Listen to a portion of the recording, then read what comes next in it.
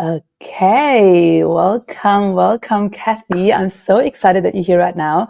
So, Kathy is the former director of her own company in the property industry. She is an absolute powerhouse. Like, literally, I haven't met anyone like her before, and I'm so excited to have her here today because what she does is just so incredible that I want all of you to know and really get an insight into her mindset and how she thinks and what has changed for her that has created such phenomenal results for her.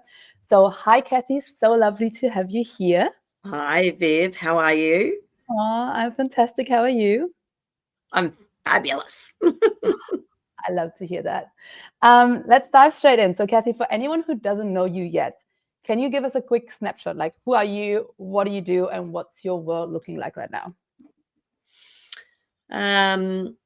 So I'm obviously Cath. I used to own my own strata company, so it's part of the property industry, kind of a form of property management.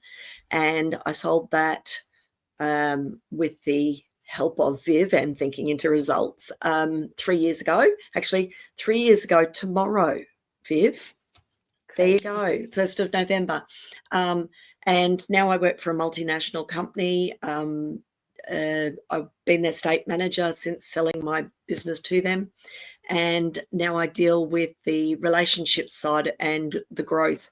So dealing with developers, buildings, and teaching them different things about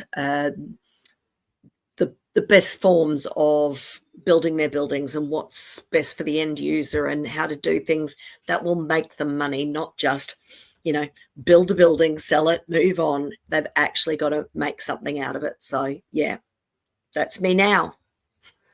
I love that so much. And you have some other few exciting adventures going on, but we're going to get to that later, which is super exciting. I want to go back to before we started working together.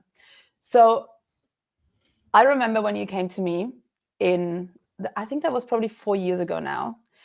What was your reality like back then? Imagine like just run us through a day or a week of yours back then before you found this work.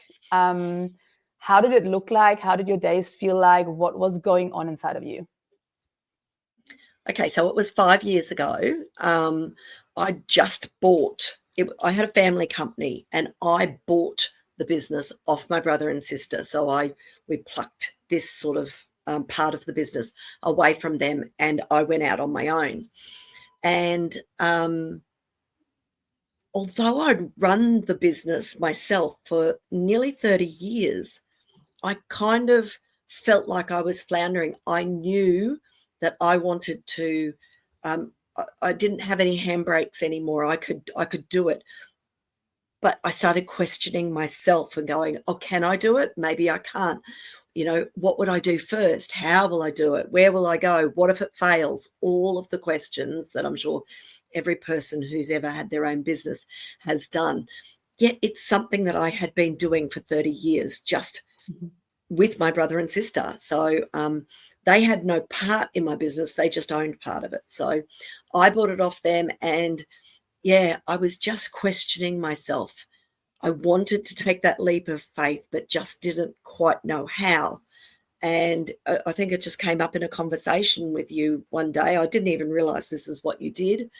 And you said, I think you would really benefit from doing this. And probably not even just in my professional life, but probably one of the most amazing decisions I have made for my personal life, my professional life, and life in general. I don't stop smiling now. Like every day is, it just gets better and better. So, yeah, so I started the thinking into results with you. And I know it's a 13-week course or whatever it is, but by week 3, I could feel it just taking me over. Listening, I drive a lot, so listening to the recordings and listening to podcasts, it was just like a complete change in me. I got confidence. I got the will to want to just go, I can do this. I've been doing it forever. I can do this, and haven't looked back since. since week 3, and that was 5 years ago. And now I'm doing it again because I just, we had a lesson the other day, and I just got this fire in my stomach again. And it's such an incredible feeling, such an incredible feeling. Oh, it's amazing. Yeah. I mean, honestly, the way you implement the things is so special. And we're going to dive into this in a little bit, because I think there are ways to go through this program and through coaching, or this type of coaching, that they turn out to have like massive results. And you can also do this without seeing probably much of a change. Like, things can change a little bit, but I really want to shine a spotlight today on how you get those results, how you change so quickly, because I think that is just something that we're going to figure out. Like, how do you do it? Okay. So what I want to do first, though, is take us also back. I would like to know again, back then, because what was your overall state of feeling back then? How was it? Because I remember with your family also, like, can you take us a little bit into how that situation was back then? So my brother's very, very smart in business. He doesn't even have to think. He just knows what to do. So he would come up with things and just tell us, this is what we're doing, this is what we're doing. I knew I wanted to do different things with the body corporate. I wanted to take it into the 20th century, and he was holding it back. No, you don't need to do that. It makes money now. Why change it if it ain't broken? So I felt very stifled. I wanted to spread my wings and fly, and I just couldn't. And look, it was fine. Days went on, life went on. We were making great money. Everything was happening, but I was like a robot. I was going into work, doing what I do, doing it well, making the money, coming home. My brother ran the real estate. And it just, I don't know. I felt like I was just going through the motions, like a Stepford wife, just going through the motions, doing, the bare minimum to get the same result. The results were good. So, don't change it. So my brother really didn't like to see this was just a byproduct of our real estate. My body corporate was a byproduct. So it wasn't supposed to be the shining star. So, it never was the shining star. It just went through the motions and did what we had to do. It was just like an arm of the real estate. The real estate's what, had to work and always did. My business just made money and brought in the cream when it was necessary. So, it was, if I can say the word stifling or put back in my box all the time, that's exactly what it felt like. So lots of shoulds, how you should be doing it, no real freedom on choosing your own path, but just like following the motions, following the rules. Yeah. I had some big dreams, but nothing I could put into practice because it required him to say yes. Yeah. Okay. What did you think back then? What was required in order to grow the business? Because I think that's very interesting. It was the forward thinking. It was grabbing the future by the hand and going, let's go over there. But back then you didn't, as I say, you pressed the button on the first of the month and you got the same amount of money. So we needed to spend money to make money. I wanted my staff to be able to work anywhere, not just work from home, work from anywhere. One of my girls liked to go to Bali for 4 weeks every year. Great. Take your computer, work from Bali. I wanted work from anywhere. So I wanted to, not that you had to be at a desk where there was a phone there that you had to answer.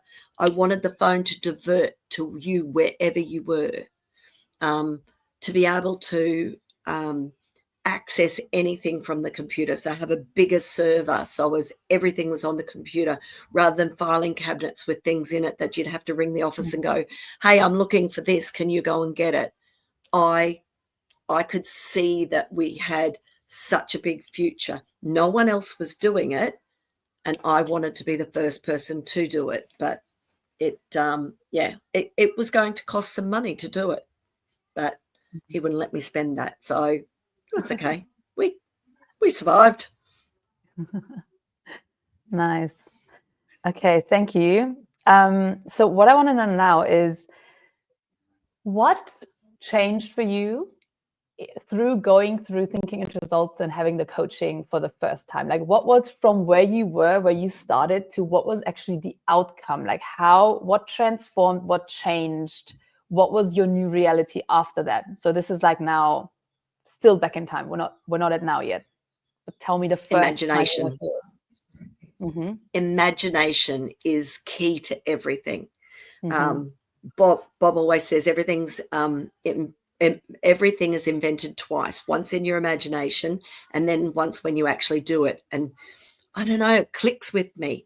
I knew I wanted to be able to work from anywhere, so I could imagine it. Therefore, it had to be able to happen. If I can make it happen up here, surely I can make it happen in reality. And that's why by week 2 and then week 3, he was speaking my language. It was like, imagine it. What does it look like? What does this futuristic thing look like? And yeah, if you can imagine it, then it's possible. It's just something, you know, a jet that goes across the world without having to stop and be refueled. If you can imagine it, it can happen. It's just someone's got to make the bits that make it happen. So I think that was a big thing for me. It was just, and I'm great at imagining things. I'm a very positive thinker all the time, but this was able to be positive thinking with imagination, and the two, poof, it's just amazing. Yeah. So all those things that I had imagined I would like to do when I bought the business off my brother and sister and I had that freedom, I was able to do it, but I was scared to death. Or what if it fails? Now I have got nothing to fall back. Like, this is me. I won't be able to blame anyone else. And I certainly didn't have the money to fall back on. I just spent all the money buying this business off my brother and sister. So what happens if it failed? And that's not like me. I don't ever think about failure. It shouldn't be what happens if it fails. It was, but what happens if it doesn't? So, and the coaching, every time I had something popping into my head, I was able to talk to you and say, I don't know why, but I'm feeling like this. And you were able to tell me what that meant and how to overcome it or how to get round it, and that has been, again, the tools, not just for business, but for life. It's not, no matter what roadblock you come, there's opportunities. You've just got to open your eyes and see them. If someone says no, then, you might have to go to 5 people before you get a yes. But no is not a no, it's a not right now. So yeah.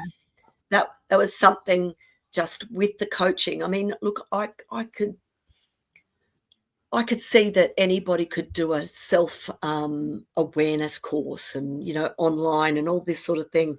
But it's that one-on-one. Well, it wasn't one-on-one. It was a group on one time. So it wasn't just about talking to you, but it was about hearing how one of the group might have had what happened in their week. And you'd go, oh, that happened to me. Or that following week, that would happen to me. And I go, oh, I know what Viv said to do. So it's funny going through it with a group of people. Nearly all of us were going through exactly the same thing. Those blocks or those barriers that came up, all of us were doing it. And you'd sit there going, wow, you had that this week. I had that this week. I felt like that. What do we do? And you were just able to talk us through. If I can just digress, there was that one occasion where I had to let one of my girls go, one of my staff go.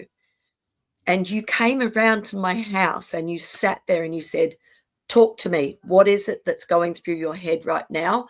I want you to get it clear so as when you say it and you're able to articulate it and present it in such a way that it makes you feel good about what you've had to do as well. And that is the power of coaching. That's not just doing a self-awareness course or whatever these things are by yourself.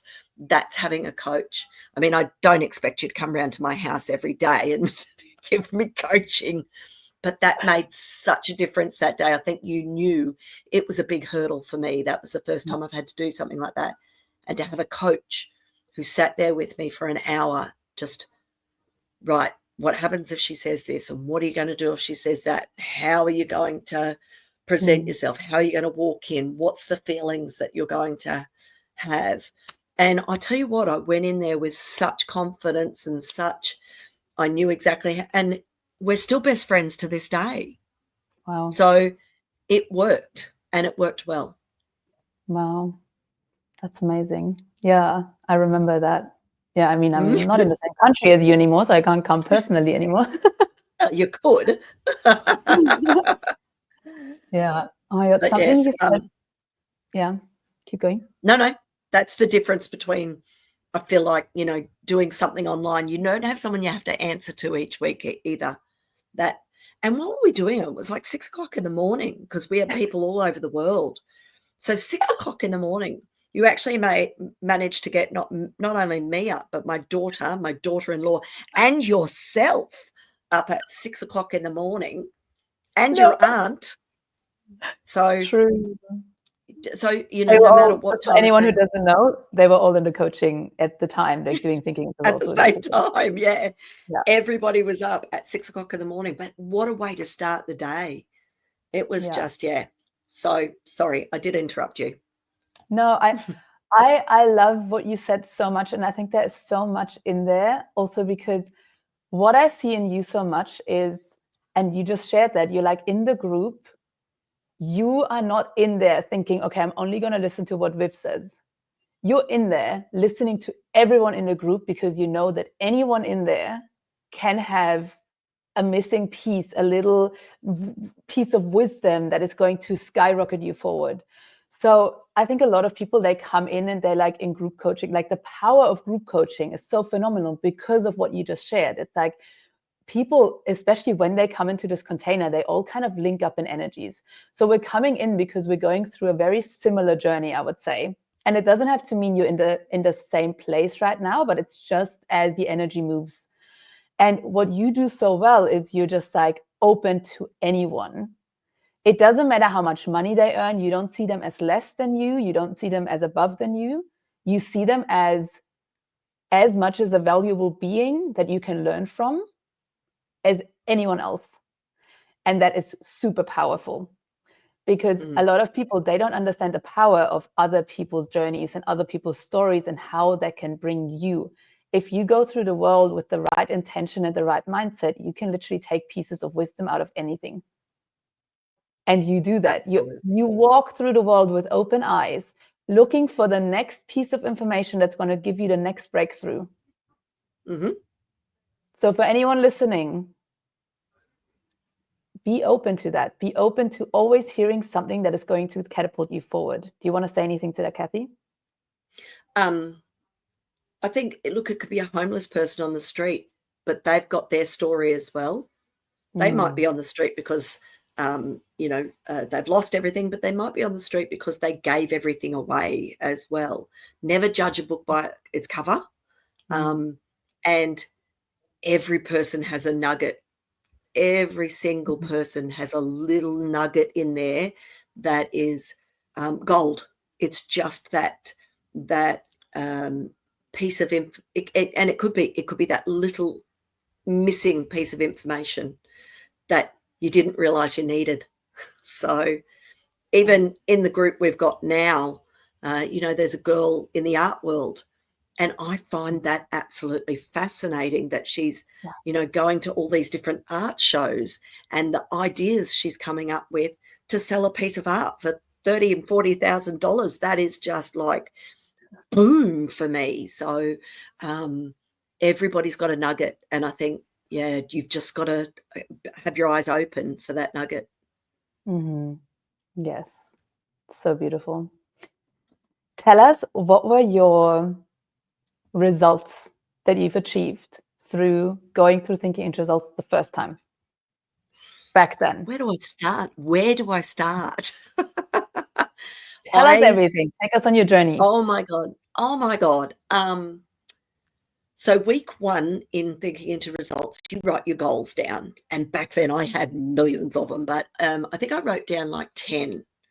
And you fold them up in a piece of paper, like you get the gold card, you fold them up on a piece of paper and you put them in your handbag. Now, I've still got them 5 years later. And I think it was only about 3 or 4 months ago, Viv, you and I read through them and we were just like blown away. One of the very first ones I did, or one of those 10 that I did, was I'd like to have my own yacht. I'd like to have a yacht sitting out the back of my house that I can use on weekends and, just have that time away. I can work on it, all that sort of thing. That was on the Wednesday at our class. And by the Saturday, I owned a tenth of a yacht. Like, we just went into Yacht Share. Just this ad came up and my husband said, Yacht Share, that's what we could do, because the costs, we could share the costs. And of course, we can't use it all the time, so we could share the time. That Saturday afternoon, I owned a tenth of a share in a yacht. I was like, that can't be right. That can't be right. I'm me. Like, what on earth? Then there was a lot. I want to own a Mercedes or a BMW. I now drive a BMW. But the big one, the really big one, because I just bought my business off my family for $1 million, I wanted to sell that business in 2 years' time for over $3 million. I'm so grateful and happy that I just sold my business for over $3 million. I'm over the moon on this, on that. Well, lo and behold, the 1st of November, 2 years later, I sold that business for $3.2 million, and still makes my heart skip a beat now. I did that with you. I don't say I did that. I say we did that. Absolutely phenomenal. I actually, just that still blows me away, because the idea of having a business that was worth $3 million at the time scared the hell out of me. Like I said, first of all, I was saying to you, I think I'd like to double the size of the business. And you said to me, why are you just doubling it? Can't it, be triple? Can't it be quadruple? I went, okay, I want to sell it for over $3 million. And you said, now there's a goal. But it scared the shit out of me. And I was like, how the hell am I going to do that? It's not about the how. It's about imagining selling it for $3 million. And I did 2 years later on the 1st of November. And in 2 years, I tripled the size of that business. Like, go figure. Go figure. What else did I have on there? I had so many things on there. I wanted to travel overseas without worrying about money. Hugh and I must go overseas probably twice a year now without worrying about money. There were just some absolute and to Bali doozies. A house in Bali. I didn't even know about Bali back then, other than the fact that I wanted my staff to be able to work from Bali if that's what they wanted. 6 months later, Hugh and I are buying a place in Bali, which we've still got, and he uses all the time. And I'm like, how do these things happen? And this is what I mean. Think outside the box and let your imagination run wild. What would life look like if anything was possible? And anything is possible. You've just got to imagine it, think about it. And I mean, I can very, very vividly, when you ask me to create a goal, I am able to very, very vividly picture walking. If it's about an apartment at the Gold Coast on the water, I can picture walking in the door, what it looks like, that feeling I get when I walk in.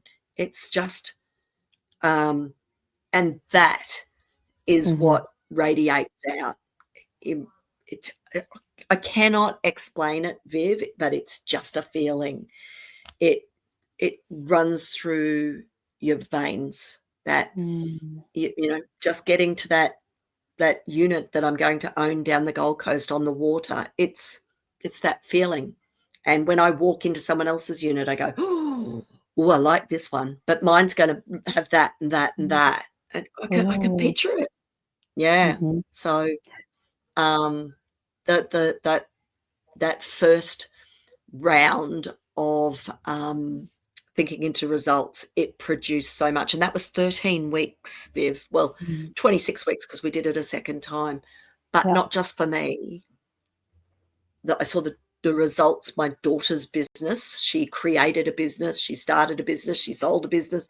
She had it, my daughter-in-law, you know, she wanted to be paid a ridiculous amount for doing the job she was doing. And she went and asked her boss and she got it. He did not even blink an eye. He said yes. And she just looked at me as if to say, that just happened. You've just, if you don't ask, you don't get. Yeah. It's, you know what I'm talking about because, you know, you've obviously done this as well. It's, so that first thinking into results, yeah, it was just phenomenal. And as I say, I've still got my goal cards, but every one of them, I've got those goals. So having started this new course 3 weeks ago, you know, the goals are there and the fire in my belly is there as well. Yes, let's go into that. I love that so much. Thank you so much for sharing. So what is it right now that you're creating? Okay, tell me, why did you come back again to do the course again with me? I know we did also some one-on-one coaching, which was, I think, beginning of the year. And then now you're coming back into thinking into results again. So for anyone who doesn't know, by the way, in Thinking into Results, it is a program developed by Bob Proctor. So when Kathy's talking about she's listening to the lessons, then there's like pre-recorded lessons from Bob that you kind of listen to every single day in order to reprogram your subconscious mind. And then there's live calls with me. So what were the reasons? Why are you coming back now? And what was your state of being before deciding to come back again? And how has that already now started to transform? And oh, there's so many questions. And what are you setting out to do right now? And what's already happening? Because there's so much happening already. Okay, so back at the beginning of the year, I changed roles. I went from being state manager to head of relationships and growth with developers and things. But it's a new role. State manager, easy peasy. I did that for 18 months.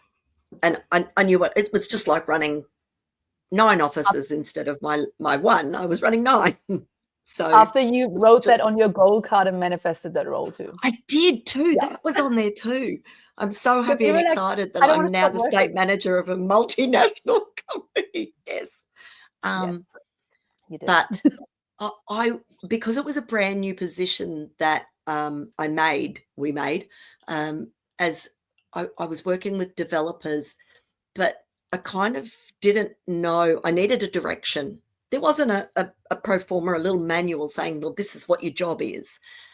But I know I won't do a job where I just go in, do nothing and go home again, ever again. So I wanted to really accelerate that. So I came back at the beginning of the year for you to sort of get my mind started. Where are you going? What are you doing? It wasn't the goals as much. It was just about getting me going again. Yeah. And then what was it, about 6 or 8 weeks ago, you were away. You were overseas and we were talking about thinking into results. and I said something about, I think I would like to do that again, that 13-week, or, you know, maybe a little bit shorter, but something with the structure that I listen, I do my homework, I do what I've got to do. And yeah, it just came up that you were doing one, and I thought, and it was like, it's this Wednesday, and I'm like, hang on, I don't know that I could do it this Wednesday. I think I've got to get myself into gear for this. And I went, nah, you know what? No time like the present. Let's do it this Wednesday. Yeah. And that first lesson, it was just you and I, because we didn't, other people couldn't come that week, even though we were in a group session. And I think, again, that was the universe doing something, because I had that block. I did not know what was going on. And I think I spent the whole hour and a half crying. And I'm not a crier. I am not a crier. But I got my inner child, and that little girl just needed to be hurt, and she needed to be hugged, and she needed ice cream. She needed ice cream.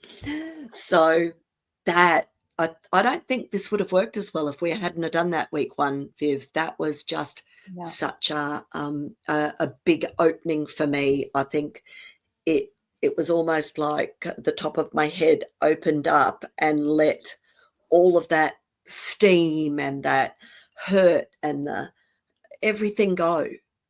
And over the last 3 weeks, I feel like I'm letting all that gold and warmth all back in again. And okay, so wrote my goals. So I had two big goals. One is to take my development side of the business and really be the person that is going to guide these developers on what's coming up, to give back. But it's got to assist the end, got to assist the end user. So it's not about me making money as such, but it's about me giving my knowledge to these developers. Now, we're talking your Mirvacs, your Meritons, your Lend-Lease. Like, what on earth has someone like me got to offer these people? A lot. But they come to seminars because they need knowledge, and I've got it. So then I just had to figure out, my idea or my goal is to be the person that they come to get this knowledge. How I'm going to do that, I don't know, and getting in front of these people scares me to death. It's like, what could I possibly say to Harry Triggerboff that would change his life? Like, really, Cath, get a grip. However, this is goal number one. And I have met, over the last 2 weeks, I have met someone who has the ability. She trains resident managers. I train strata managers. She trains resident managers, but the resident managers are, their agreements are designed by the developers. The developers want to know how to do these things. And I'm going, me. I know how to do these things. So she and I have started collaborating to do, the first thing we're going to do is 4 lunches next year, 4 in the Gold Coast and 4 in Brisbane, called 12 at 12. So we're only going to let 12 developers come in there and talk to myself and her at 12 o'clock for an hour and have some lunch and get everything they can out of me in that hour, because I can guarantee I can change the way they look at their development. They are building a building. I'm building a community, and I want them to understand that and see the end result and make their brand shine, because people are going to want to live in their buildings because of the feeling it's going to give them, not because of the housing crisis or anything like that, but because of the feeling it's going to give them living in a Mirvac building or a Meriton building or a Lend-Lease building, that community feeling that I'm going to help them create and share my knowledge. So that has just been, that blew my mind last week. As you know, I was so excited. Not to mention My goal was to have 30 developers that I work closely with. Well, I think that's going to be blown out of the water. But in actual fact, I think it was not last week, but the week before, one of our other staff left me all his developers, which now I've gone from having 8 rather large developers to having 92 developers. So my goal of having 30 developers under my belt has just gone through the roof and out the door and up to the sky and the stars. And that was week 2 of this. Yeah. So week 3, I've now met this lovely lady who her and I are going to develop this thing. So next year is just going to be on steroids. It's just going to be amazing. And hence I've got this fire in my stomach. So that was one of my goals. And my second goal, which is so dear to my heart, because, being a property development professional, I'm going to open a paddle court. So I've been wanting to do it for about a year. My son came back from traveling somewhere about a year ago and said, paddle courts, love them. And my husband plays all the time in Bali. He goes over there for 2 weeks and then comes home for 2 weeks. And all he does over there is play paddle, not pickleball. Pickleball is for old people. Paddle. Paddle is the European, and it's now an Olympic sport. So I want to open a paddle centre. And my son came home from being overseas about 8 weeks ago and said, I'm serious. We need to open a paddle centre. And I went, I'm in, right? And I thought, this will fizzle out. But I made it one of my goals because I really would like to do it. I want something that I can do when I stop doing property development and all that sort of thing. Mm-hmm. So last week we found, 2 weeks ago, we found the shed that it's going to, because they're going to be indoor paddle courts, so as you can play at any time of the year. So 2 weeks ago, we found a shed that is perfect for them. A week ago, we designed a logo. Today, we've signed a lease. We've started with the town planner on what we need to do to get the council approval. It's all shit just got real. Like, it's just exploding. And I actually said to my son today, who is also doing this course with you at the moment, I said to him, am I pushing you to do something because it's my goal, because I don't want that to happen? He goes, oh no. He said, I am so excited about this. And I said, are you? And he goes, yeah, I've got to contain my excitement because otherwise it doesn't happen fast enough for me. I said, stop containing that excitement. I said, that is the biggest part of thinking into results, is that excitement. That's the energy that just like gets everybody buzzing. That's what you've got to do. I don't want you to contain your excitement. Shout it to the rooftops. That's the energy that you portray when you go and do things. And that's, so today he had that energy, and next minute we've lodged plans in town planning by 5 o'clock this afternoon. That's how much energy he's put into that today, because he goes, right, that's it. I'm just going to have that energy. I mean, he's got my energy anyway, but so 2 of the goals that I've got for my 2 goals, and we're in week, what are we in? Week 4. We need to set new goals again. I feel like I've got to set whole new goals, but I don't want to. I want to expand. I haven't even written these down and put them in my handbag. I've written them down, but they're not in my handbag yet. Yesterday, I printed out the goal cards because I thought, if I put these in my handbag, oh my God, what's going to happen? This all may sound like there's probably people listening that are going, you've got to be crazy. Like that just can't be real. It can't be real. Like, just because you put shit in your handbag doesn't make it happen. I'm telling you, if you believe in yourself and you picture this every day, it just happens. Bob couldn't explain it. I can't explain it. You can't explain it. It just happens. Yeah. Go figure. Yes, yes, yes, yes, yes, yes. I love this so much. Thank you for sharing this. Oh, this is the best. Like, really, now you already started on this.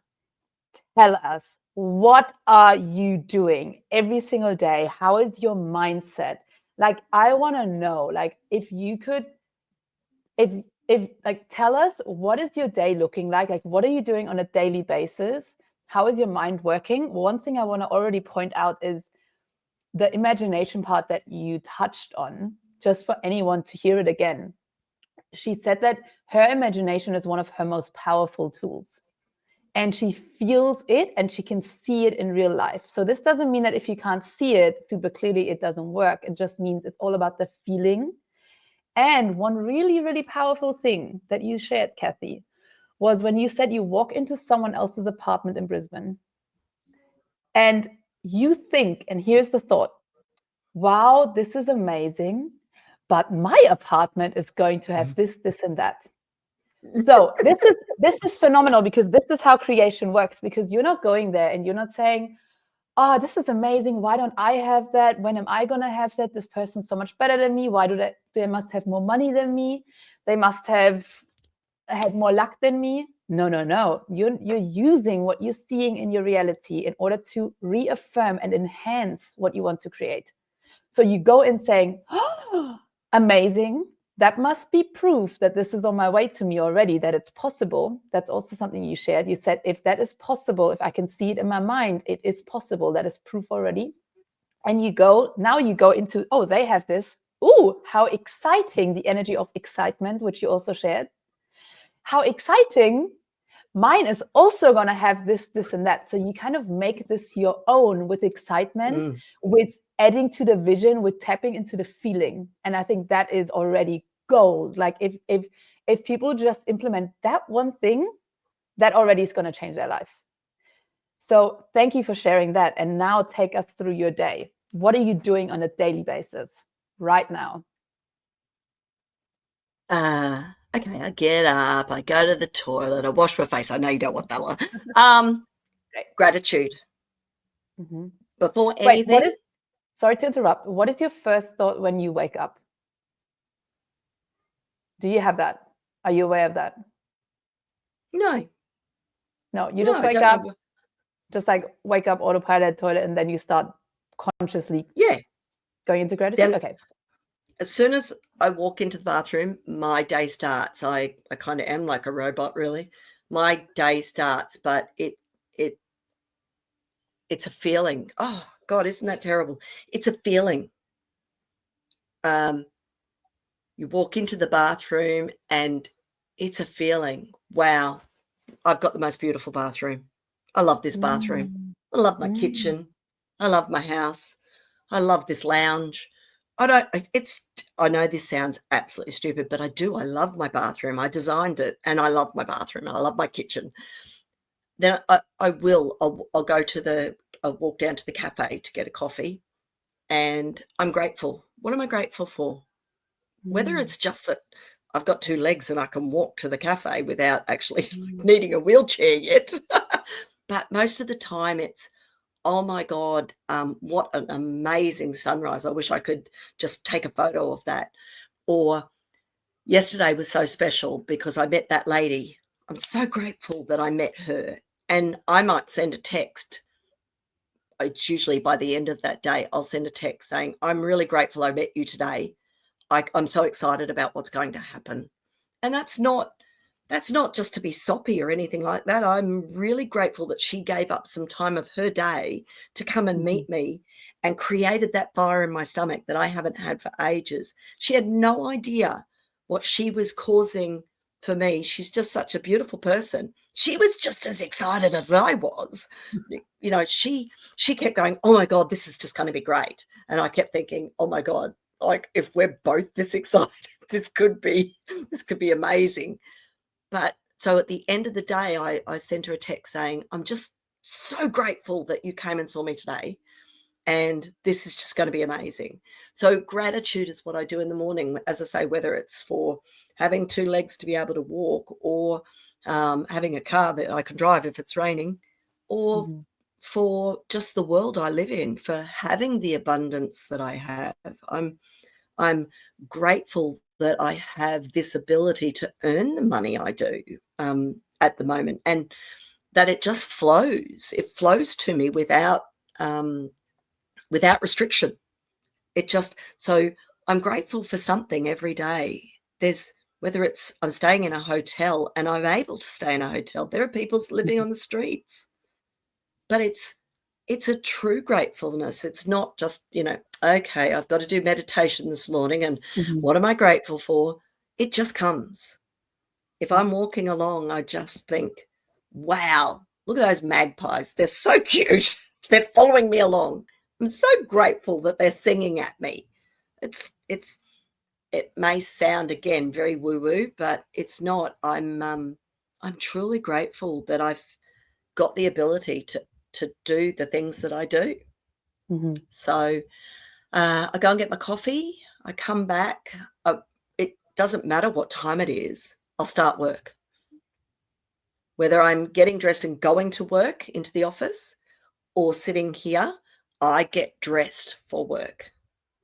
I do not sit around in a pair of pajamas. I get dressed for work because I portray how I feel. And if I'm dressed nicely, I've got this feeling. Again, it's about the feelings. And if you have dressed nicely, whether it's like I've got a lovely linen shirt and linen shorts on today and a pair of, runners, but I'm dressed nicely. So I've got a feeling that I look good. So, and then I work. I just work, put my head down, my bum up. If I'm in at the office, I get very little done, but as I walk in, I always make sure I say hello to everybody, usually from the front door. Hi, I'm here.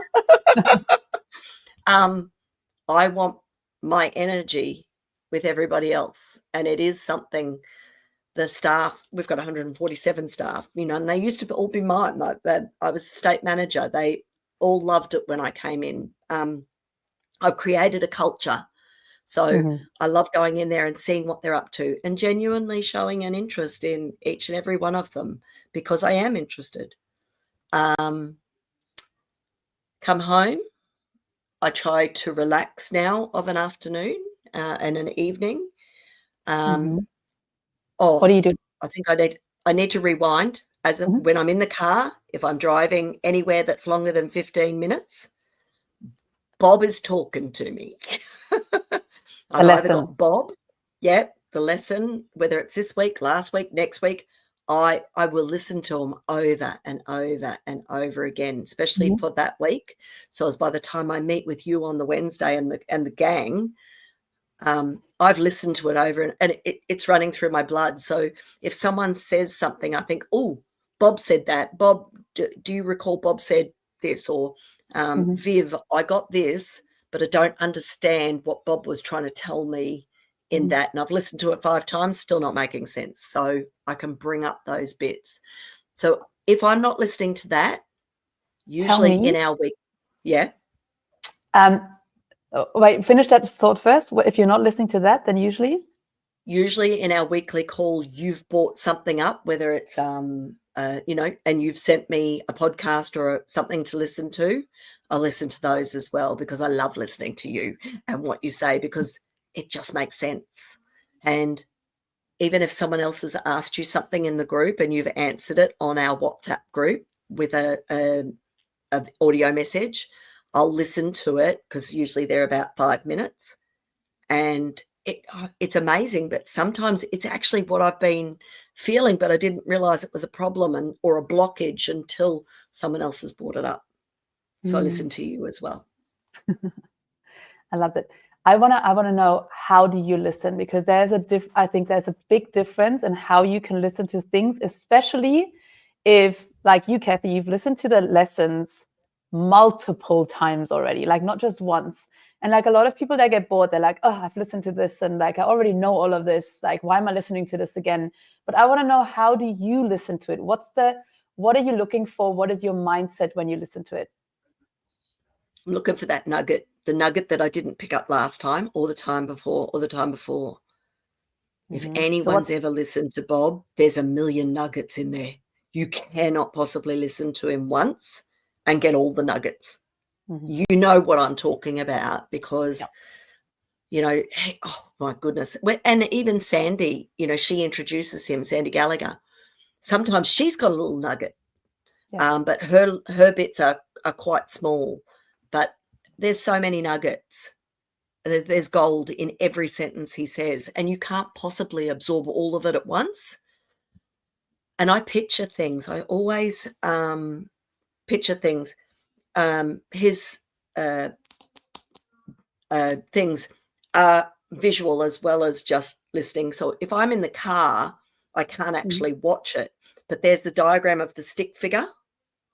So he says, you know, thoughts create the feelings, feelings create the actions, actions create the reactions.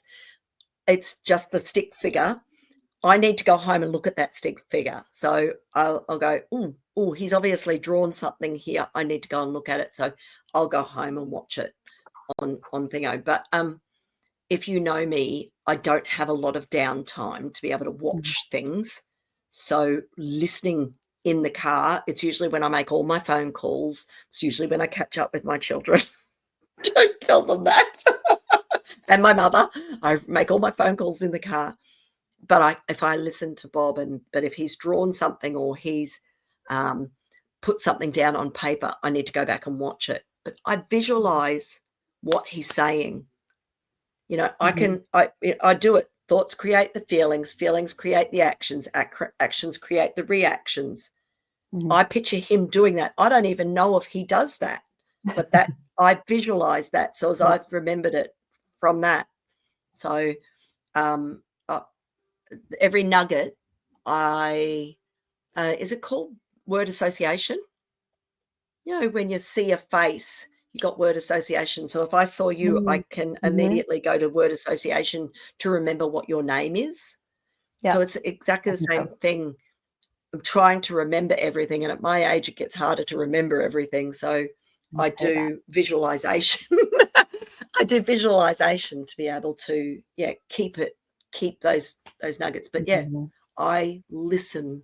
You're right. I've probably listened thousands of times. Yeah. But it's still, like yesterday, still pick something up. Yeah. I love this so much. And this is really, it shows the difference between how you can do things. This is all about intention, because you go in with intention. You don't just listen to it in order to just do something, or in order to feel good about yourself because you think now you've done the work, but it's not intentionless. You know, you have a clear intention. You go in listening to this because you want to find the next thing that catapults you forward. So your mind is going to listen to that. Then what I've heard is that the nuggets are obviously connected to your goals. Is that correct? Yeah. Which means basically you're listening to whatever you're listening to with intention of your goals in mind. So it is literally always connected with your goal. How can I use this time that I have in the car, these 15 minutes, in the most efficient and productive way in order for me to bring me closer towards my goal? Okay, I'm going to listen to a lesson from Bob. I'm going to listen to a podcast from Viv, whatever it is, in order to get closer towards my goal, listening for all the nuggets that I can find that might be the next breakthrough I need in order to quantum jump 20 steps ahead. So intention, focus. Yeah. And I love the visualization part that you do, because that you bring in a different layer on top of it. So you don't just listen in the here and now, but you're already using your imagination to connect, I'm guessing, with that goal also, to connect with what the person is saying and at the same time bring in your goal. Yeah? Yeah. Okay. I love this. I love this. I love this. I love this. And also what I love so much about what you shared is the gratitude part and how you described it. And this is, people do gratitude in a way, as you said, they're like, I'm grateful for this, and I'm grateful for that, and I'm grateful for that. And it's like, you're literally not grateful for it. You're writing it down, or you may be saying it, but you're not feeling it. So that's not going to create anything. Like something we talk about so much is it's never about what you do. It's about how you do it and the energy that you do it in. Absolutely. And how you can literally pay some, like we had this example in our group call on Wednesday, and I really liked it. You can buy a chewing gum for $2 in the energy of absolute abundance, and it's going to create you more. Or you can buy it in absolute lack, and it's going to create you less, because you're going to be like, oh, this is so expensive. Or you can go like, oh my God, I'm so grateful that I'm able to afford a chewing gum for $2, and it's going to create me so much. So what you do is you're really genuinely grateful for the things that you have right now. And I know that for some people, it might sound like, yeah, but for her, this is easy because she's got so much. Like she's got a flow of income coming in, and she's got an apartment in Brisbane, and she's got a villa in Bali. But the thing is, Kathy didn't start doing this when she had all these things. She has all these things because she's been grateful for the things she had before. Yep. So at every single level, there's always more. But if you are focusing on the more and you think you're in lack, you're getting it all wrong. Because what you have right now is already so much. And that's what you're doing so well, is you're going into, oh my God, everything I have right now already, I'm so grateful for that. I'm so deeply grateful for being able to have a roof over my head.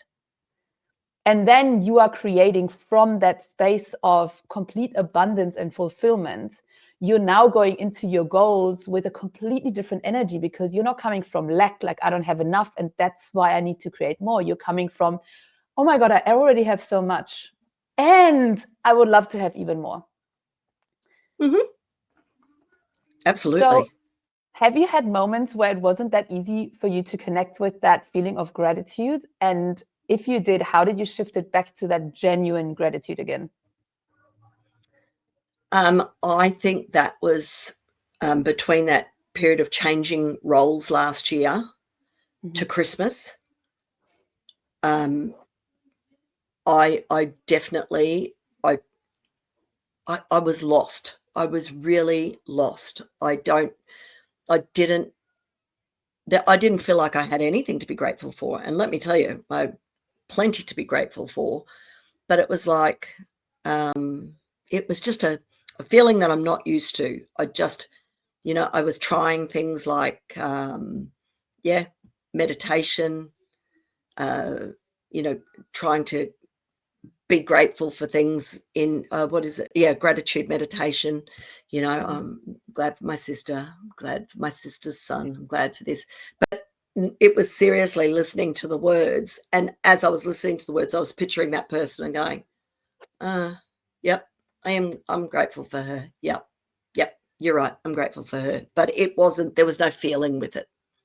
It's strange. As I say, I walk into my bathroom of a morning and it gives me this feeling, wow, I love this bathroom. I'm so grateful for it.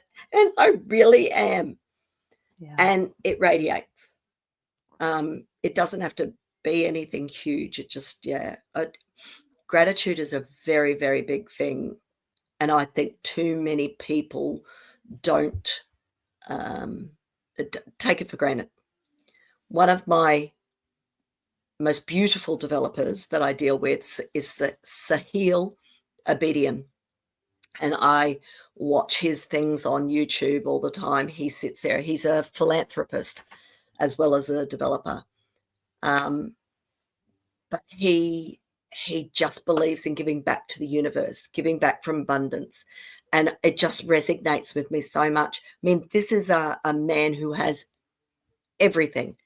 But if I walk in the door of his office, he sits with all his staff. He doesn't sit in another office or anything like that. He sits with his staff, and he sees me walking in, and it's one big room, and he will always stand up, come over.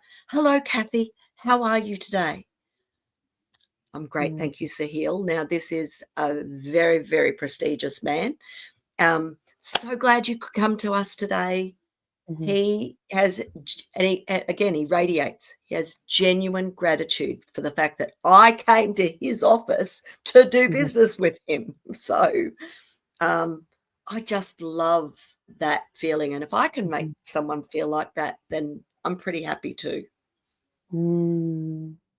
I hope everyone is really listening to this and really taking this in deeply. How can you be someone who can radiate so much gratitude and genuinely be grateful for the people who are willing to spend time with you, that you radiate that out so much that the other person actually feels good just by you being there? Love it. Yeah.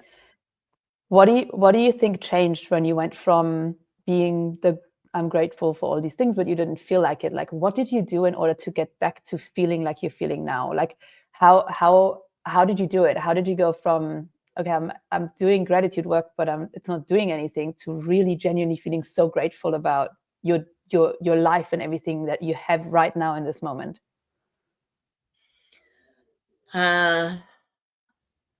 Again, I hate to say it, Viv, but I think it was you. I tried everything. I tried going to clairvoyance. I tried going to Reiki. I tried a lot of things to sort of get rid of this bad energy. So I was like, I shine. I really shine. Yeah. I know I do. But I just couldn't work it out. And I think I got back in touch with you and I said, I need to do something. What can I do? And what did we do? 4 weeks. And I went to a health retreat. I saw you and things started to click. It's not just one thing, but I know it's my mindset. And people who have anorexia, other people sit there and go, just to eat something, for frig's sake, like just eat something, as though it's that simple. They don't know the mindset of someone who has anorexia, or someone who has a lack of self-confidence, or someone who's been in a car accident, can never get in a car again. It's a mindset. And sometimes it's like a light switch. You can just flick it. But sometimes it might be like a set of switches, and you've got to start at the beginning and get those switches in a row. And for me, that time, it was a set of switches. I needed to do quite a few things to get myself back on track. I needed to clear a lot of blockages. So you and I did meditation together, which really helped. I went and I got some help from a health retreat where they taught me some, I started eating better as well, stopped drinking as much alcohol and feeling sorry for myself. So I think it's a lot of switches, but it's not just one thing. Drinking water instead of coffee, it's all the things you know how to do, but you just don't do them. So I would love to say it was just one thing, but all of those things lead to the mindset change. So what I'm picking up on right now, and correct me if I'm wrong or if there's anything that's not fully aligned, but it sounds like there was a decision that you've made that you wanted to actually get out of that state. Right? The decision when you were like, okay, I'm going to go back to Viv and have coaching with her, and I'm going to go to a health retreat, because these are decisions based on a switch of mindset, because before we might not do them because we're like, oh, later. So it was a decision you've made.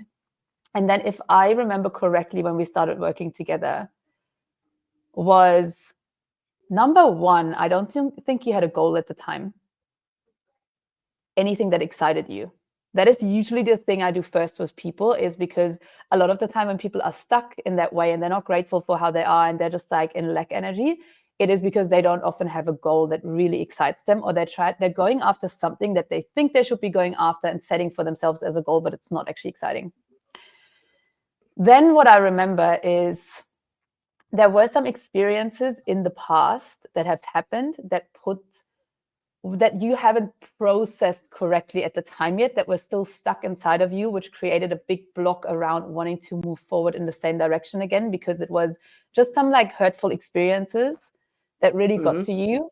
And you had kind of like a protection, like an inner, and this is unconscious, like we're not aware of this. And this is why coaching and mentoring is so valuable, because that's where another person can really pick up on that and like show it to you, and then you can solve it with them, which is you had unconsciously your inner child, your inner self, your protector, it was protecting you. It was like, we're not going there again because this is scary. We don't ever want to feel like this again. Let's back up here.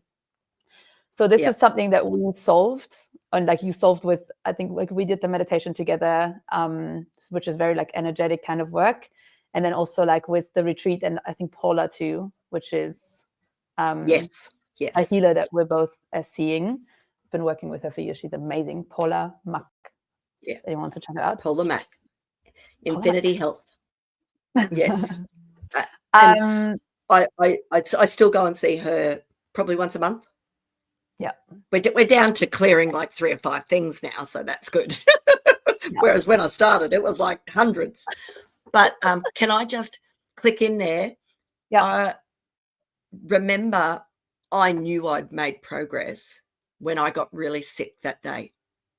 Do you remember that? Oh, I couldn't come to our thing. I was vomiting. And I said to you, I don't know what we've cleared or what we've done, but I know I'm getting through it because I'm sick.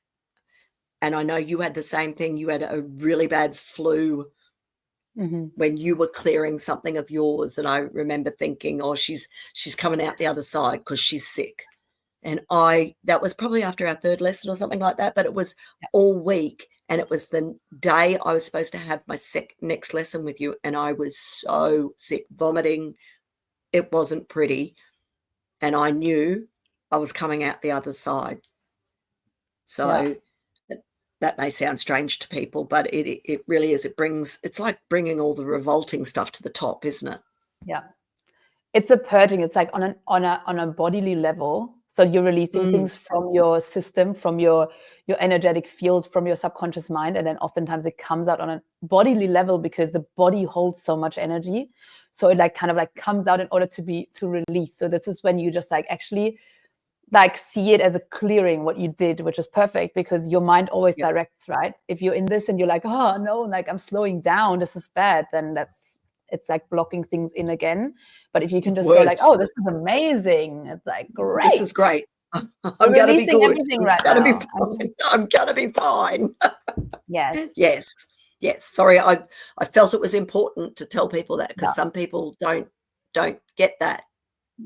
Yeah. As in, they don't understand what's happening.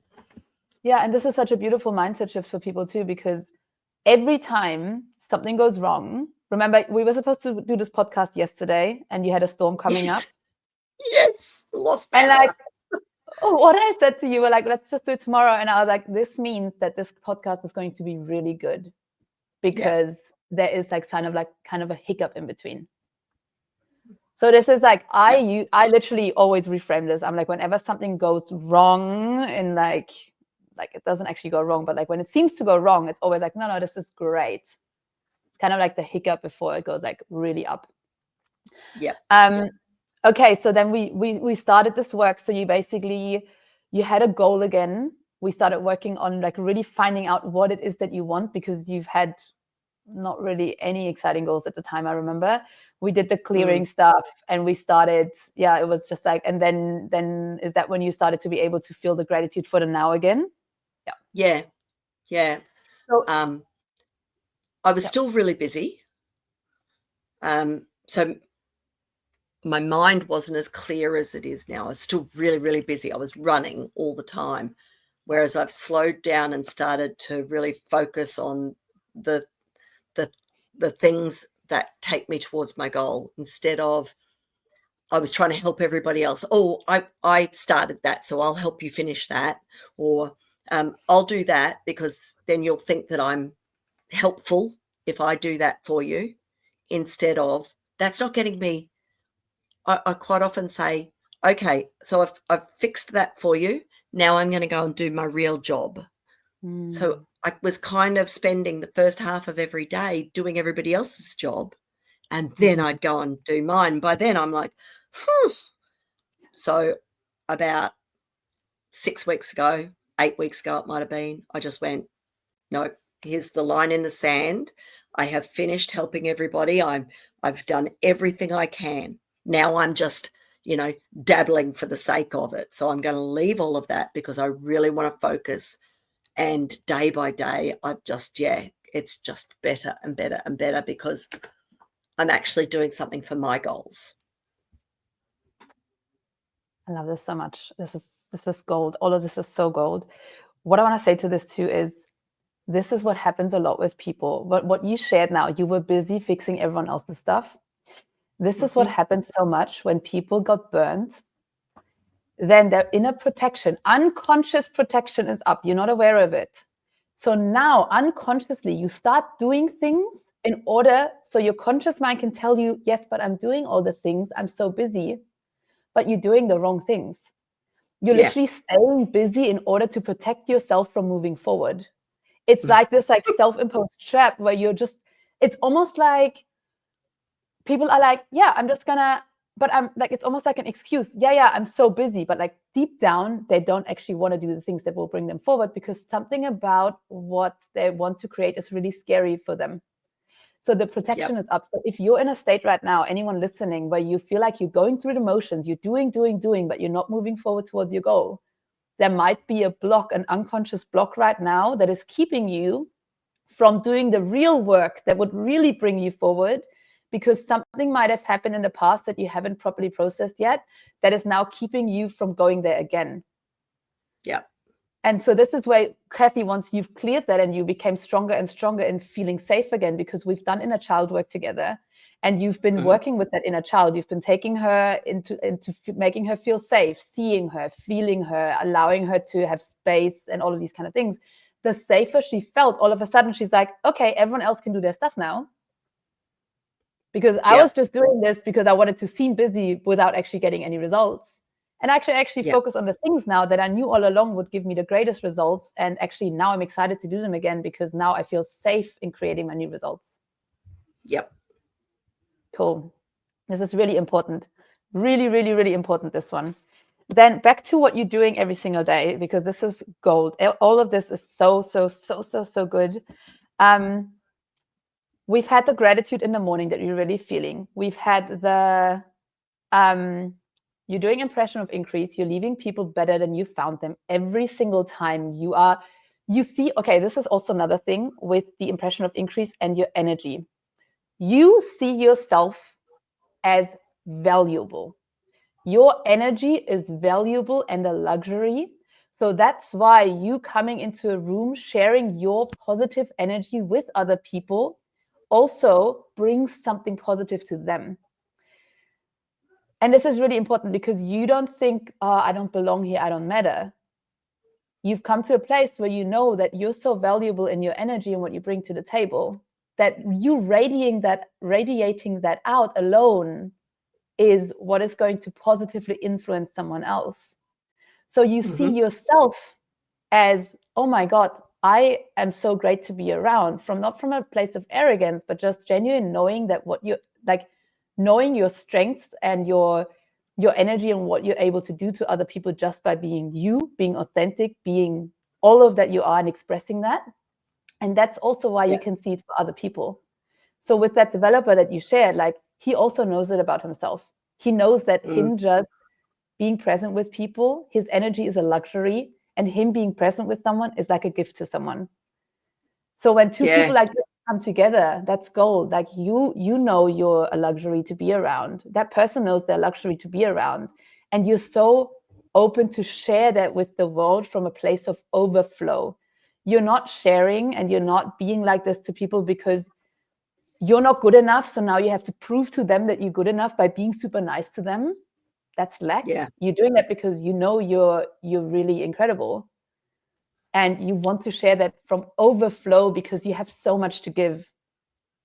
Yeah. So this is what you do. You're leaving people better than you found them by, first of all, having understood that you are valuable and now being able to share that with the world. So can we see now how important it is to really find value in ourselves? Because if we don't find it in ourselves first, we can't share it with the world from a place of really helping the world and being a benefit for the world. Yeah. So you do this so much. Like, you're so incredible at that. Because you said, and also you have genuine interest in people. Like you're not just there talking to people and hoping that they see you. Look at me, listen to me. I need to prove myself. You're like, no, I'm genuinely interested in you. Like I genuinely care about people. That feeling that is also coming from overflow because you have filled up your cup. Then what you shared is you relax. I love that too, because I think a lot of people, they do forget that. You come home after work and you try to relax at some point, because what it does is it opens up the floodgates for the things to actually come in that you're creating. What do you usually do when you relax? Do you have anything specific that you like to do that you feel like you can really switch off with that? I have one particular game on my phone that just helps me wind down.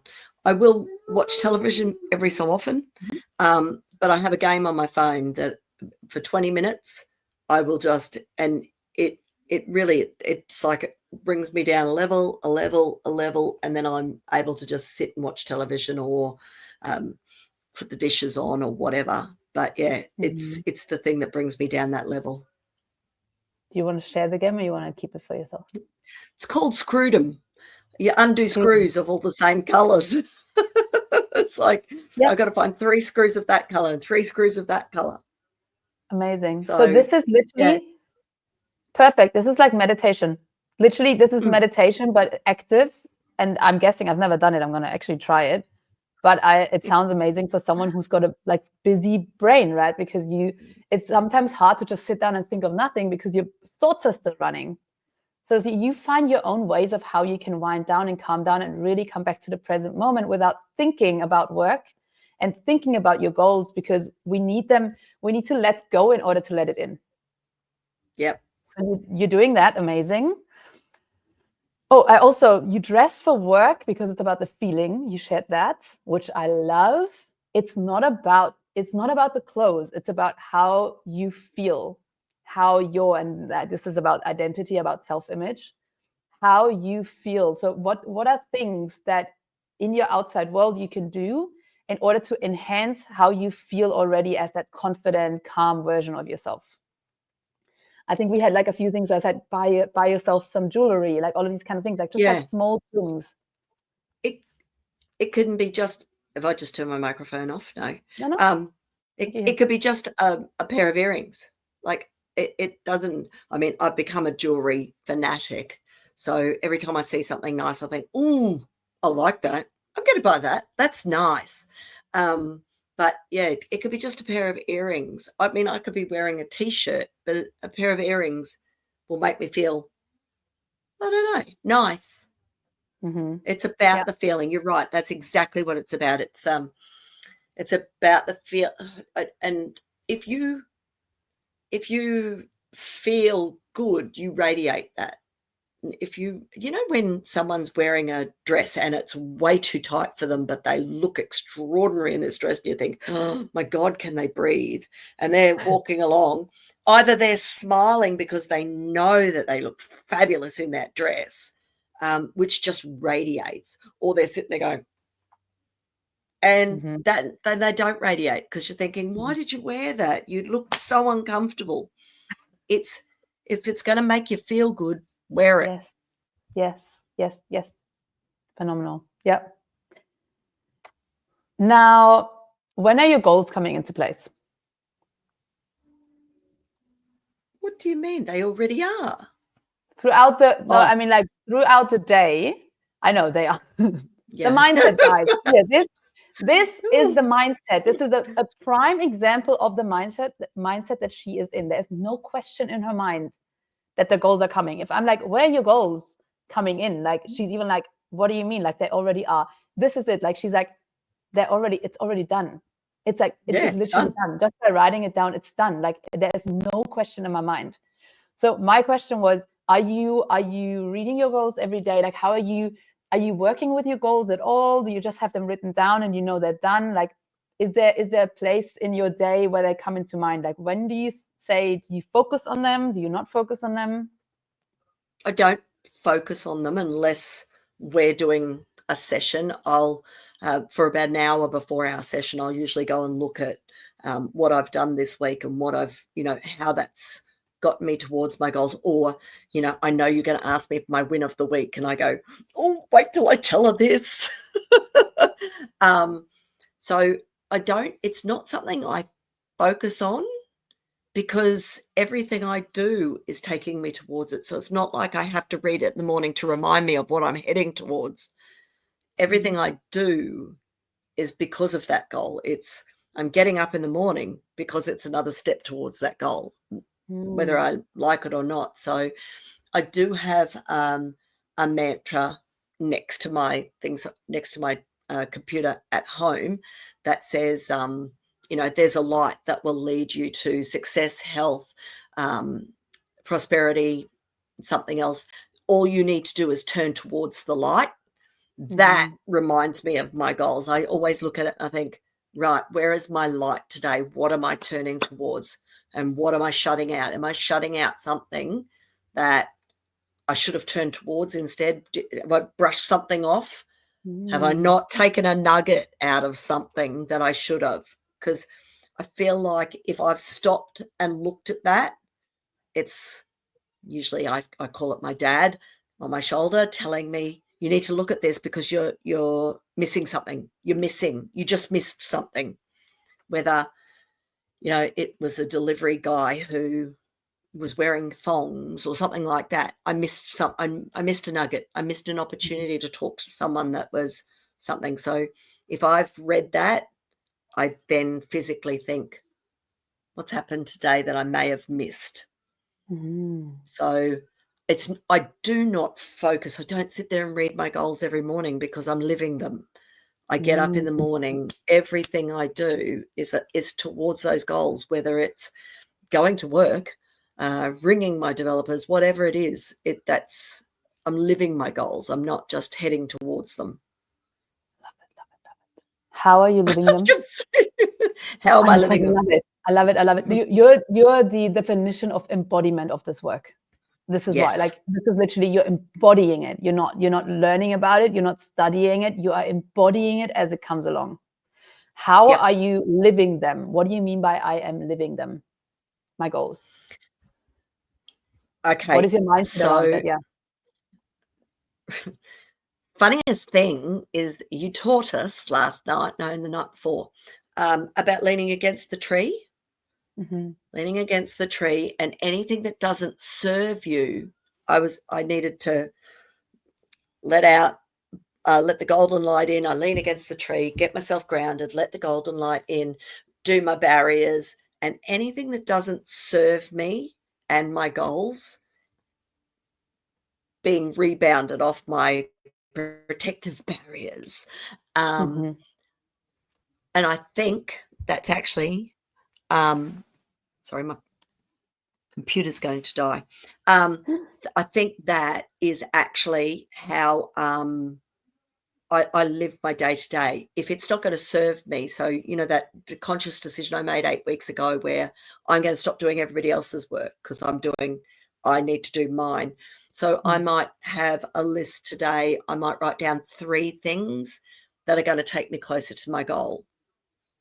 3 things, whether I'm going to ring one of my developers, whether I'm going to work on the training material that I'm going to give to my developers, or I'm going to do something else. 3 things each day that is going to take me one step closer.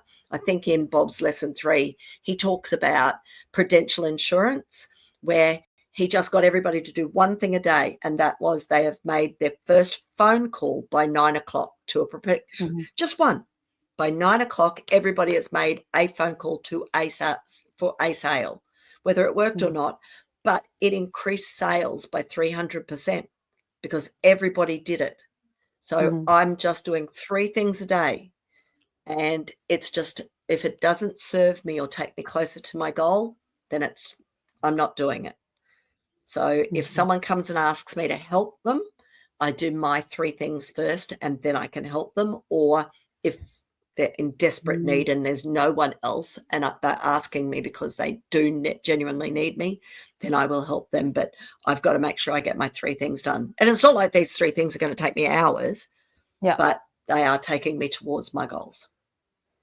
So 3 high impact things every day. that you know are coming from a place that are going to get you closer. It's like income creating activities.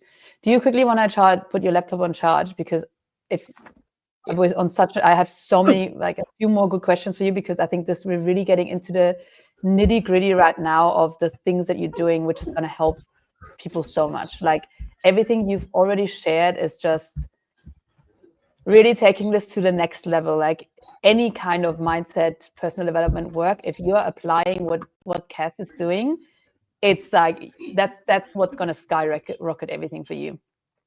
So thank you. So when I know you're super busy every single day, and I actually know no one that does all the things so precisely than you, that I tell them to do. How do you do it? When do you do that? When do you find the time to do that? You make there's the a little time. bit of a background. Sorry, Kathy. There's a little bit of a background noise right now. Yeah. Is that? Sorry. Let me just see if. Wait a minute. I know. More.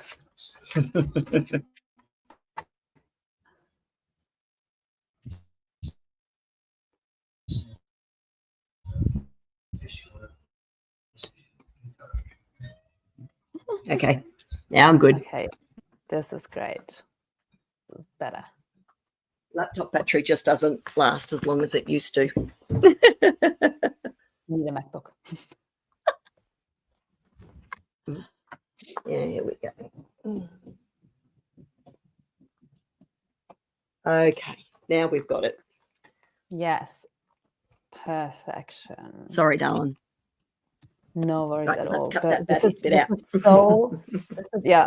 This is so valuable right now. I'm literally blown away by all of this. So I really, really wanna finish this off. When do you find the time to do all these things? Like I tell people to do things that have nothing to do and they don't do it. And you are taking every single thing that I say to you and you are implementing it. And even when I send you another podcast that I just recorded of 30 minutes, the next time we meet, you've listened to that. How?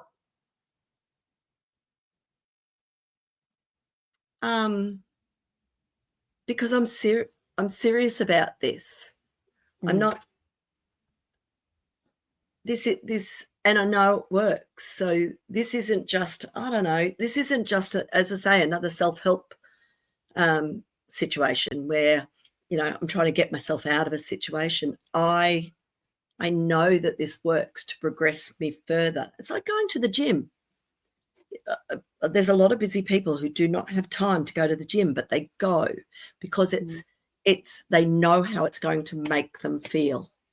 Mm-hmm. So if you're serious about something, you make the time. What do they say? If you've got something that needs doing, give it to a busy person. And it's not about the money. To me, I'd pay $1 million to do this course, but it's not about the money and getting value for money or anything like that. It's about that feeling of achievement that I know I'm going to have when I get my goals.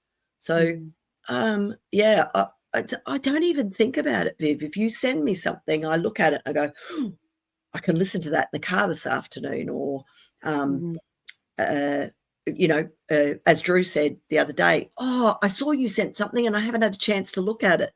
He and I had a very serious conversation this week about the fact that it doesn't matter. You make the time to listen because it means something. There's my nugget for the day. You just don't want to miss a nugget. I love this. Find the time. If you're going to go to the trouble to sign up for these things, do it properly, because you will be amazed at what happens if you put your mind to this and you do it right. Yeah, I love this. So let's say I tell you in the call, I tell you to do a mantra. I tell you to do it once a day. I tell you, then I send you through a podcast, and you have the lessons, and then you have the workbook to do. When do you do that? Tell me, just like, when are you putting it in? How would you deal with that if it comes up? If I've had a really busy week, yeah, because for me, our call is at 7:00 at night. Mm-hmm. Our call is at 7:00 at night. Then I'll stop everything I'm doing about an hour before and go through it all, because there's nothing worse than not having done any of it. But it's very rare. I couldn't say that there's a set time of the day that I do something, but I might wake up and go, I'm going to the Gold Coast today. Oh, that's an hour and a half in the car. I'll download these things and I'll make sure that I can just play them. Or I don't know. I just try to use my time. I'm very good at time management, but that's how I got where I am, is I'm very good at time management. So I just make sure that I've done the work, because if, God forbid, if ever I failed at something, I need to know it's not because I didn't do the work. Yeah. It's because that wasn't the right goal for me. Or, I mean, it's never happened, so I don't know how to say that. I've, had 10 goals and all of them came out. So, it's not going to happen. Do the work and live it, thinking into results. I live it every day. Yeah.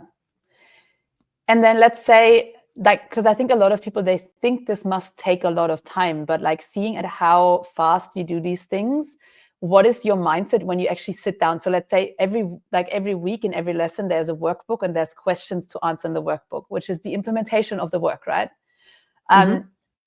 If you sit down and do this, how do you do this? Do you do this in one session? You just go through all the questions? And what is your mindset? How long do you take? Because I feel like a lot of people, they make this whole big thing about it, of like, I'm going to sit down for an hour and then I'm going to go really deep into answering the questions. How do you answer these questions? I can already tell from your face that this is not how you do it. Tell us. How do you answer these kind of questions? How do you implement? It just comes. It's like, oh, I need to write that down. And honestly, it could take about 5 minutes and I've answered everything, because it's like, oh my God. And so it's from a place of excitement. Everything is about excitement. As soon as you read the question, if you don't understand, I wait and ask you at the session. But if you do understand it, it's about, I don't know. I mean, what did I do the other day? I wrote 2 pages of future memories. I wrote 2 pages while we were just talking in the session. I was writing. I had a cramp in my hand, because it just comes. So it doesn't take a lot of time. It's not like it's not like it takes a lot of time. But as soon as I open my workbook, you've got to be in the frame of mind. I open my workbook and I go, right, that first question will just set me off. I go, oh, I want to do this. I could do that. I've got this. I can do this. Yeah, it just comes. Yes. Okay, it doesn't take a lot of work. Love this so much. Do you hear her mindset, everyone? What she thinks to be true about this work is, number 1, it doesn't take long. Number 2, it is just going to come to me. I will know exactly what I'm gonna, like, it's just gonna come through me. Then you think that your mindset is that the first question is already gonna set me off. I'm going to be so excited about this. These are all intentions, guys. These are all mindsets. These are all beliefs that Cathy holds, that are how she is able to answer these questions so quickly and so precisely. What it sounds like is that you trust yourself completely in what comes through first, very intuition based. Like, you don't think about it with your logical mind, what it sounds like, because otherwise logical mind is way too slow. It sounds like you read a question and the first thing that comes up into your mind, you just write it down without questioning if that's right or wrong. And you have the mindset and the belief already that it's going to be exciting, which means you're going to be excited. So this already means you're in a high frequency when you do it. You want to do it. It's exciting. And it's just going to come through. There's no question about, oh my God, am I going to have to think long about it? It's just like, let me quickly do this. You already expect it to be super fast. Yeah. Yeah. Love it. Love it, love it, love it. So I'm telling everyone this because these are beliefs that she's holding about herself that are enabling her to be able to do this work so quickly and so efficiently. So if you can adjust these beliefs and start to tell yourself that this is also your truth, you're going to be able to do these things that quickly and that efficiently too. Yep. Yeah. Yep. It's easy. It's easy, exactly. How can I make this easy? It's super easy. How can this be easier? Yep. How can this be easier? Questions are such a good way of like setting the tone for something, right? Yeah. And then one more thing I want to talk about, which I heard you say is, one thing I want to ask, what do you believe about writing things out on paper? Like this. I love it because I can go back to it. Mm-hmm. I love writing things down. It gets it out of here onto here, but I go back to it. You can read it again and again and again. Oh, yes. And that feeling comes back up again. Mm-hmm. It's quite bizarre the way certain things that you read can make you feel. And, I know the energy I'm in when I'm writing it down. Yeah. And then when I read it again, I go straight back to that energy. Oh, wow. Amazing. Yeah. This is it. You know already the energy you're in when you're writing it. And this is phenomenal. This is really, really good. Also, that it brings it out on paper. It's almost like when you write it down, it becomes reality. It is like kind of like it brings it out of your head and it makes it already physical into the physical world. So then the next step is literally it just has to show up from there. Yep. And so it is. It's already done. And so it is. It's already done. Love it. Now, one thing you said is you're dead on your shoulder. And I know this is very special to you. And I know that in my experience, the only way that you can have results like this is if you're not doing it by yourself, but you're doing it together with a higher power, a higher consciousness, something you're tapping into that is beyond yourself, that is supporting you. And then that's when we start really tapping into this attraction power where things just come to us, the right people find us. We randomly run into the right people. We go to the right retreat. We meet the right people. Tell us more about your dad on your shoulder, like that. Like, what is the connection with that spiritual side of the success and the goals that you're creating? So he died when I was 24, and he was only 54. So whenever I'm in a time of trouble or anything like that, I used to talk to him. And it was something Paula said to me in our first Thinking Into Results, when I first went to Paula, when you first introduced us to Paula, is she said, you shouldn't just go to him for when you need things, for the bad things. You should turn towards him when you need advice on the good things as well. And I thought, well, you're right. Why not? I never thought of it like that. So it's more of an awareness, as I say, signs. You see something, it's a sign. Why did I go down that street instead of that street? Why? And why did I go to that retreat on that weekend?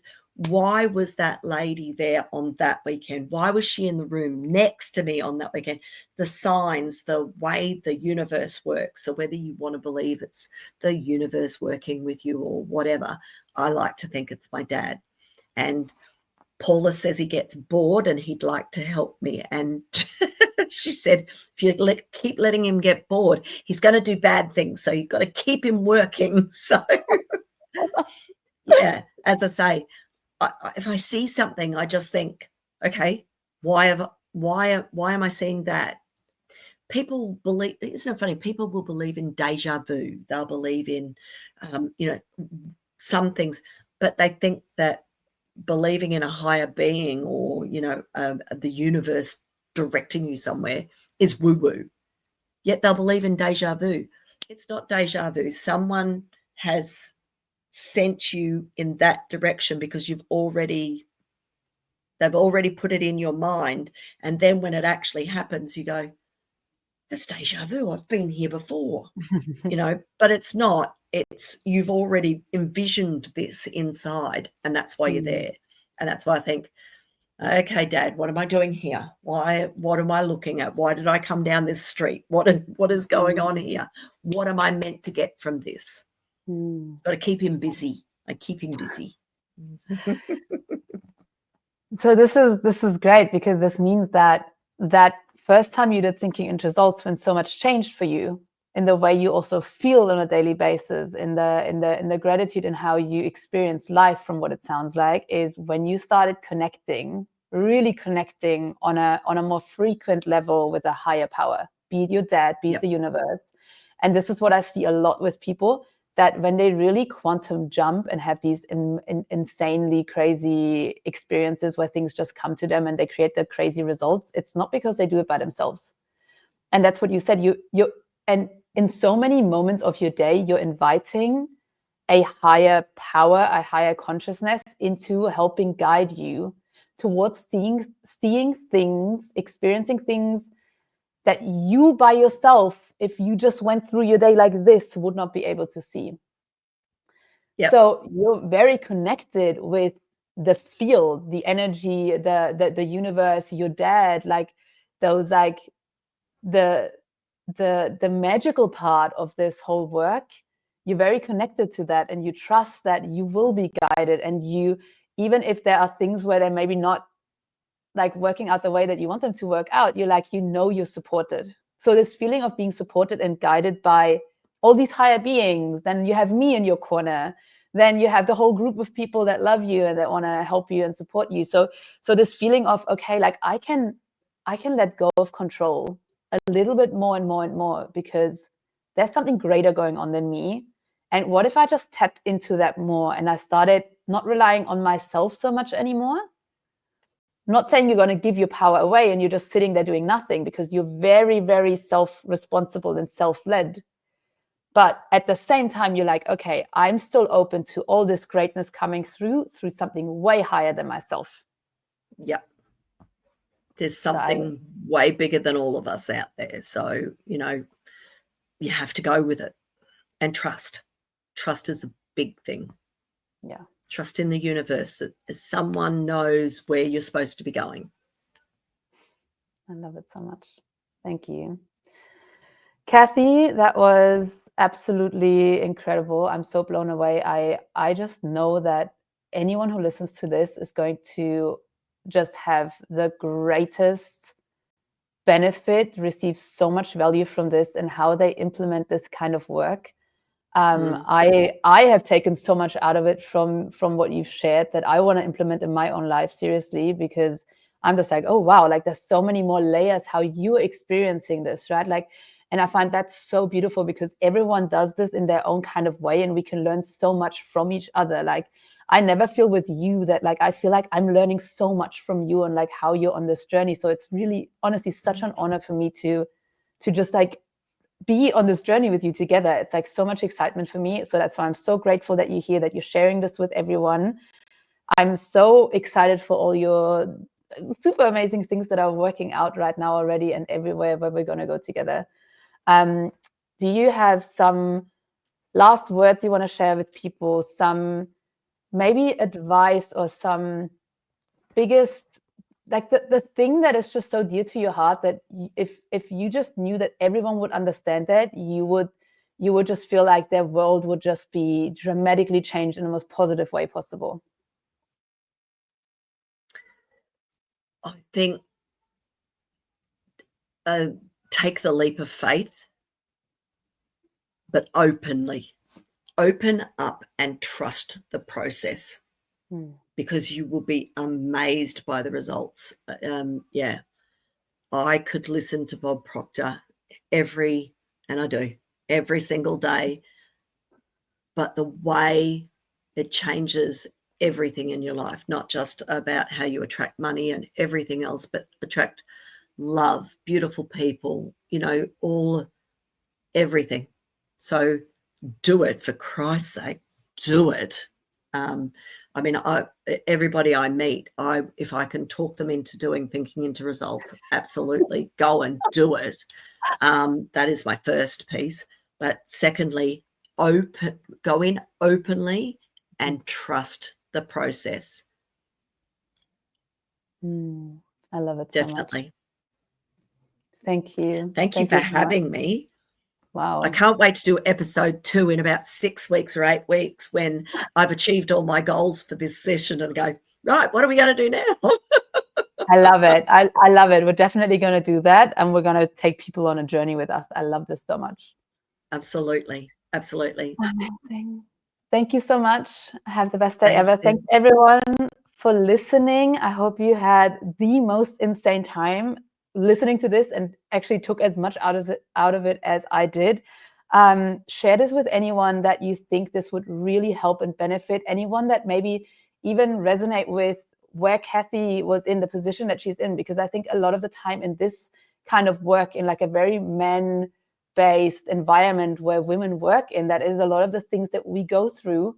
And so hearing from someone like Cath about how her process went and how it really helped her change her entire life can be so, so beneficial. So tell us how your feedback is. Share it with anyone that you want. And I'm super excited to have you back at the podcast very soon. And wishing you all a wonderful day. Sending you lots of love. Kisses.